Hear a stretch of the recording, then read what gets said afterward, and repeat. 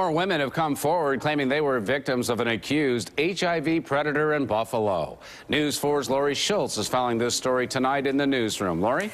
That's right, Don. 4 women have come forward so far saying they were unsuspecting victims of a man who allegedly hid his HIV-positive status from them when they had sex. Our camera rolled this morning when Daryl Fortner returned to Buffalo City Court.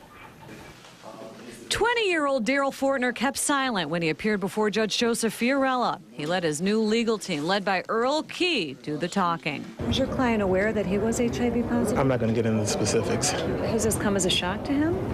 As a shock, yeah, it's a shock, sure. So far, 4 women have come forward, alleging Fortner had sex with them and didn't reveal his HIV-positive status, the virus that causes AIDS.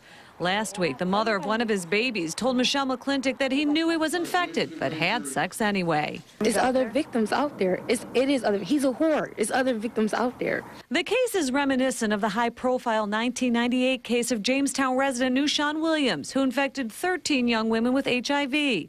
However, Fortner's legal team pointed out a big difference. Keep in mind, he pled to that charge. He was never convicted of it.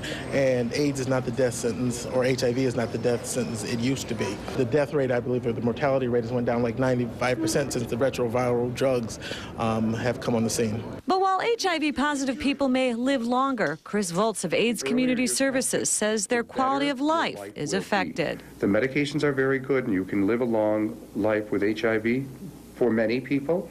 But it's a very difficult life. The medication regimen is very challenging for many people. Fortner's family declined to comment after his felony hearing was waived. The case will now be presented to an Erie County grand jury.